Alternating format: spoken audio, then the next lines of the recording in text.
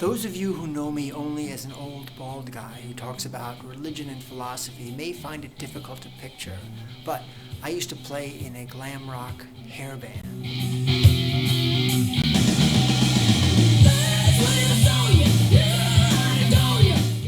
Here's a picture of the band you're listening to, and we gave ourselves the appropriately pretentious name of Raw Angel. I'm on the far left, and the husky vocals are coming from the woman there in the middle.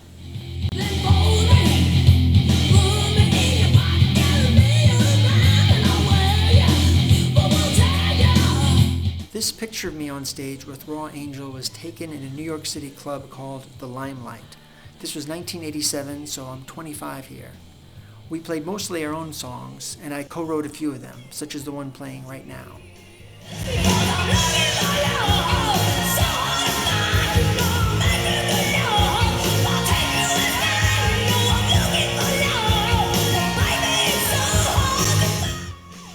This video is a response to accumulated tags from DasAmericanAtheist and Largo 64 and SingeBuggerCat, so you have them to thank or to blame for this. I've never responded to tags before or made any videos on this channel about my personal life, but one of the things that motivated me to make this exception was that it was a good excuse to finally learn how to transfer my old video cassettes to digital files. So now that I have learned how to do this, I'm going to be a bit self-indulgent and show 2 brief clips of me on stage with Raw Angel. This is just an amateur camcorder recording in a New York City club in the East Village called the Cat Club. Now, you may find everything about these 1980s formula big hair bands to be just ridiculous. I know I certainly do, at least in retrospect. But nonetheless, I hope you'll find these clips entertaining.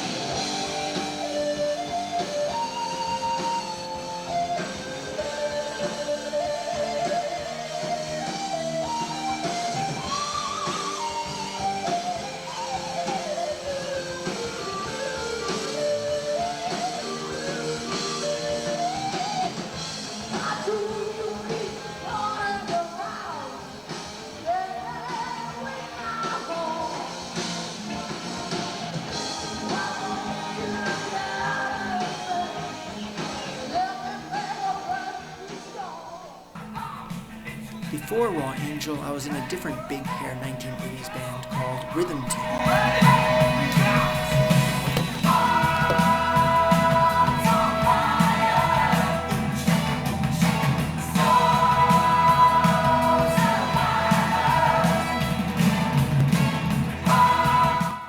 Here's a standalone shot of me from the back of that album cover. This was taken in 1986, back in those days when I used to, well, like to have my picture taken. In 1986, I also met my wife-to-be, and 2 years later we were married and had our first child. Prior to parenthood, the bulk of my time was divided into 3 areas: time with my band, songwriting and rehearsing and performing, time for working on my own playing in terms of improving my technique and soloing and sight reading and synthesizer programming, and time for waiting tables, which for the most part was my only reliable income. And the money from waiting tables wasn't as good as it could have been because I couldn't work the more lucrative weekend shifts, because that's when the band rehearsed or performed. So I had little free time and very little money, but when I was single and childless, that was okay. I could more or less still handle my life competently. But once I became a husband and father, I became someone who was handling life incompetently in multiple areas. I was too distracted by my music to be a fully committed father and husband, and I was too distracted by family demands to remain a fully committed musician. So I was doing a half-assed job all around, but I had this persistent hope that a change might be just around the corner, because Raw Angel was attracting the attention of some major labels, at least to the point that they were coming to our shows and asking us to do private showcases for them. Each of these major labels rejected us for one reason or another, but I felt we'd get picked up before long, and once we got signed and made our hit record, well, then I could give up waiting tables and have time for both music and family. Now, I was aware that the odds were strongly against this fantasy actually becoming reality, but I also felt that every band that does make it had at one time been in the same situation. So I felt like a little thing like having astronomical odds against me was no reason to quit. I also couldn't picture pursuing any career other than music, mostly because I had the mindset that your occupation is your identity. What you do for a living is who you are as a person. So because I thought being a musician was my identity, I felt that was how I needed to be earning my money. And there was also the practical problem that I was 26 and music was the only career I had ever prepared myself for. One thing that helped me start to change my mind, well, not necessarily about a music career, but at least about performing on the stage, was that I was starting to go bald. Now you can see in this picture here that my scalp is starting to show through my hair. I don't know if I would have admitted it at the time, but at least part of the stage's appeal for me had more to do with vanity than artistic expression, and losing my hair was a ruthlessly effective cure for that vanity. The major change, the thing that really pushed me into reconsidering my career goal as a professional musician, was that I got in a bad car accident that left me unable to walk independently for several months. And this did turn out to be a lucky incident, in that it was an excellent way to separate myself from the band, and it separated me from my income as a waiter. Trying to support a family on my waiter's income had been bad enough, so when I was suddenly cut off from even that, it gave me an urgent reason to learn a new way to earn money. So, during my time off in a wheelchair, I learned how to use a computer, how to type, and as a byproduct of this process, I ended up preparing myself for a family-friendly job by going from this look to this. Just a few last pictures of this transition.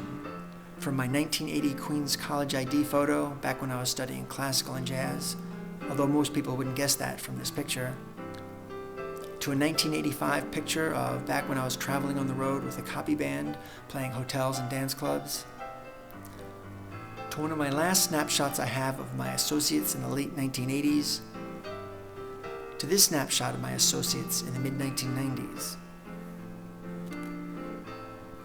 My wife and I have been married for 21 years now. The baby in this picture is now in high school, and the two older ones are in college. I still play music, but my performances are now limited to playing for a local grade school and for YouTube.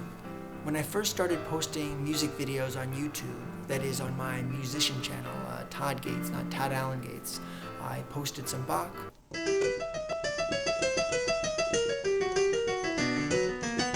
and a jazz ballad,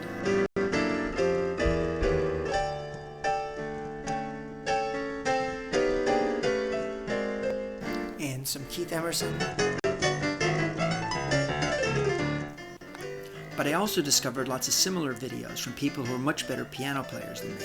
So this inspired me to create arrangements for songs that aren't normally heard on solo piano, like Korn's Freak on a Leash.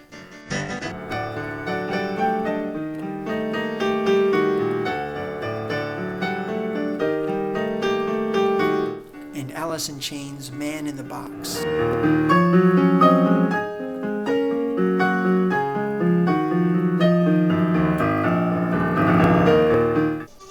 I don't at all regret abandoning my career goal as a performing musician, and not only because I found music to be a family-hostile career, but also because leaving that time-intensive field of music freed up time for me to discover writing. And I just feel I have a lot more to say as a writer than I ever did as a musician. As many of my subscribers already know, I've written 2 books. The first one was Hunting, Gathering, and Video Games. And if you want to hear more about that one, I talk about it on my Todd Allen Gates 2 channel. That's Todd Allen Gates with a 2 at the end. That book was the result of my career transition, and that's why it has a video series like, why do we have to work, and why do we have to use money, and what is the measure of success? My second book is called Dialogue with a Christian Proselytizer. And if you want to hear more about that one, the best overview is my video series on this channel called Using the Socratic Method with Christian Proselytizers. Alright, that's it for my first and probably my last tag video. Thanks for watching.